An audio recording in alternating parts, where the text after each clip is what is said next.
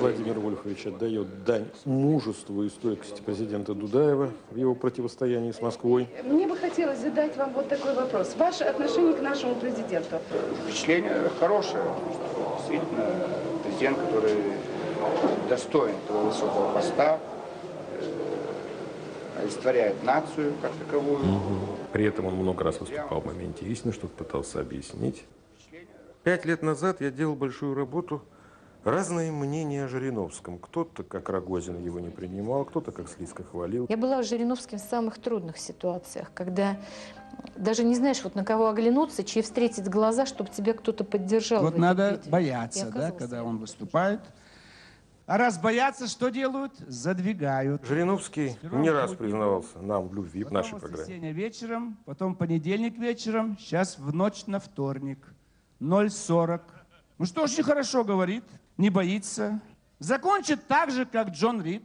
Он лежит у Кремлевской стены. Забыли, что ли, американский журналист? Или как Юлиус Фучик. Репортаж с петлей на шее. Так не делай репортажи, никто тебе петлю на шею не набросит. Он говорил Все много, лучшее, долго, что есть, в общем, даже смешно. И вдруг, через несколько дней, буквально через несколько дней, истерика на пленарном заседании Государственной Думы Российской Федерации. Я хочу поддержать. Прекратил любой канал, не только Третий канал и передача Караулова, любые клеветнические измышления в адрес лидеров парламентских партий. Пожалуйста, критикуйте все, что угодно. Но давайте оставим в неприкасаемом положении лидеров парламентских партий. Канал предупредить, руководителя канала сменить, передачу Караулова закрыть. Это не момент истины, это момент лжи и клеветы. За парламентские партии голосуют миллионы. Это оскорбление миллионов граждан Российской Федерации. Что, Андрей, вы спрашиваете? У нас в существенной части нашей политической элиты политика – это бизнес. Так что же произошло с Жириновским между его похвалой нашей программе и его же выступлением в Государственной Думе?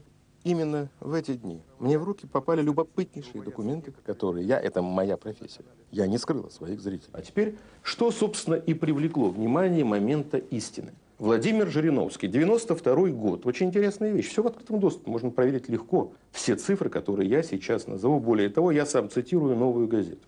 92-й год. Собственность Жириновского. Всего лишь. Автомобиль «Волга». 92-й год. Проходит 3 года. Вот тут у меня немножко, что называется, волосы зашевелились. Владимир Жириновский при официальном доходе, согласно его декларации, 29,5 миллионов рублей, покупает аж 100 машин. И все оформляет на себя, на Жириновского. Общая сумма не менее 4 миллиардов рублей. При задекларированном доходе в 29,5 миллионов рублей. Сколько же всего квартир и машин у Владимира Жириновского? Наше предположение, я прошу прокуратуру проверить и объяснить всем, откуда такие несметные богатства.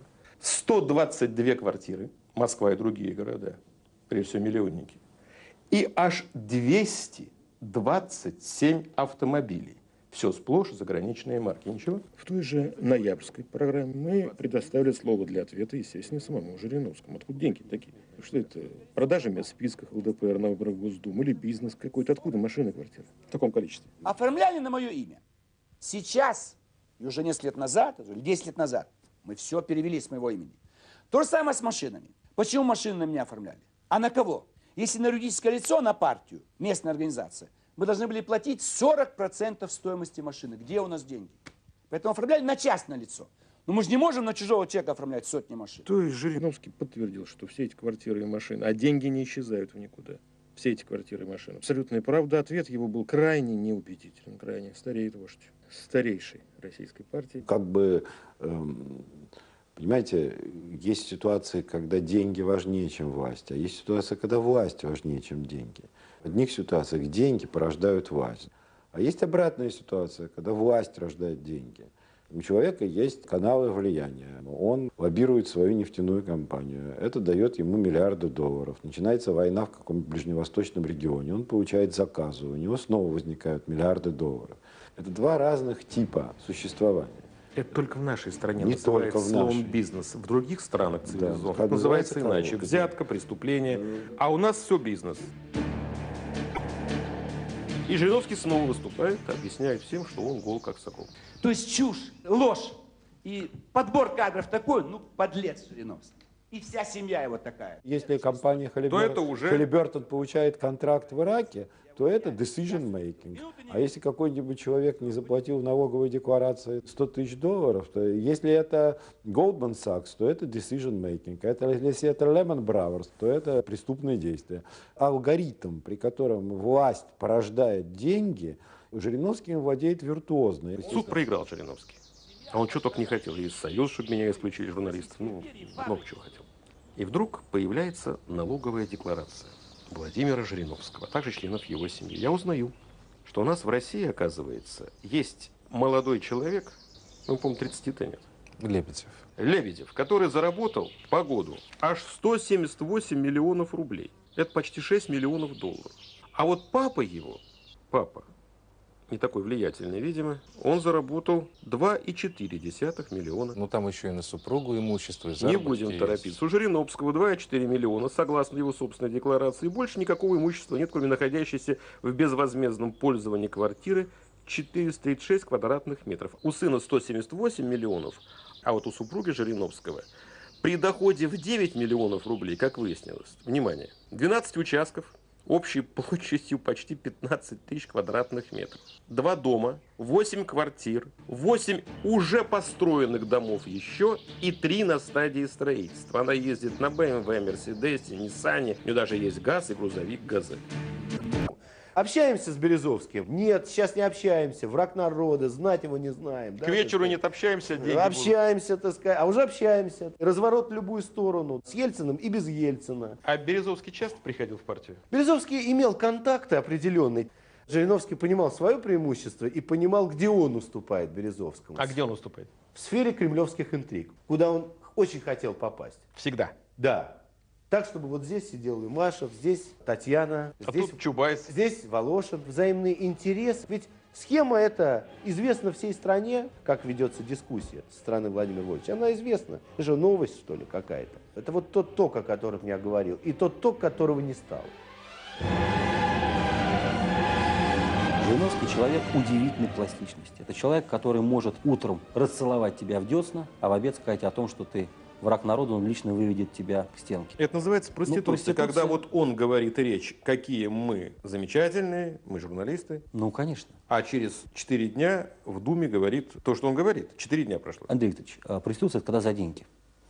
А здесь? По-разному. Проститутка – это когда женщина отдается мужчине за деньги. Продает свое тело. Но Тело- тело это еще и голова, еще и язык. всё Несомненно. тело. Но если эта женщина отдается всем без разбору, по первому требованию, то она называется не проститутка, без денег. Кашлюха. Ну, не я это сказал, сказали это вы. Жириновский везде говорит о том, что он оппозиция. Но при этом каждый год фракция ЛДПР исправно голосует за внесенный правительством бюджет. Более того, в 90-е годы, во второй еще Государственной Думе, когда коммунисты имели большинство, и вы помните, Ельцинский Кремль был не в состоянии тогда проводить свои голосования, именно Жириновский играл тогда роль золотой акции. Потому что его 50 депутатов обеспечивали принятие того или иного решения в ту или другую сторону. Вот в этот период, я думаю, декларация, если бы Жириновский ее заполнял, вот тогда она должна была бы превратиться из небольшого сравнительного документа в, как минимум, в «Три мушкетера», а скорее всего в «Виконта де Баржелонде». То есть Ну, трехтомник. Большая должна была бы быть декларация. все эти квартиры, машины. Да все. Потому что, повторяю, всякий раз, когда у Кремля, у тогдашнего Ельцинского, не хватало возможности продавить то или иное решение, начиная от импичмента президента и Вызывали заканчивая Жириновского. президентом, конечно. Более того, он даже публично, заявляя одно, голосовал совершенно по-другому. Вспоминаю случай. У Жириновского во фракции был депутат Калашников. На удивление, кстати, приличный человек. Тогда, в конце 90-х, он вошел в состав правительства, стал министром труда и социальной политики. Не знаю, с чем не угодил он бывшему коллеге по фракции, но вдруг Жириновский выступает и начинает бичевать Калашникова последними словами, говоря о том, что Калашников – это мафия. Ну, Сергей Вячеславович приходит в недоумение, он находит людей, которые в состоянии составить разговор с Владимиром Вольфовичем. Жириновский собирает журналистов там же в Думе тем же вечером и объясняет им, что, говоря о том, что Калашников – это мафия, он имел в виду, что мафия в переводе с итальянского – семья. А Калашников, он министр труда и социальной политики. А что такое социальная политика? Это в первую очередь семья. Поэтому мы все с вами однозначно мафия. Я мафия, потому что у меня семья. Вы мафия, у вас семья. И вот эта задача наша, развивать эти мафии, семьи. потому что Отошел семья, назад на 100%. ячейку- Да, конечно. А что случилось вот за эти несколько часов? А ничего не изменилось.